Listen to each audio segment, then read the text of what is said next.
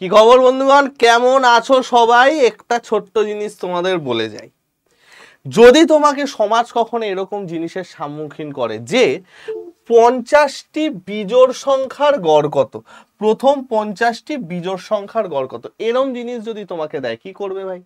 দেখো, মনে রেখো, যদি তোমাকে প্রথম n সংখ্যক বিজোড় সংখ্যার গড় চায়, প্রথম n সংখ্যক বিজোড় সংখ্যার গড়, অ্যান্সার কি হবে জানো তো? n। হ্যাঁ স্যার, মানে এইখানে কি বলেছে?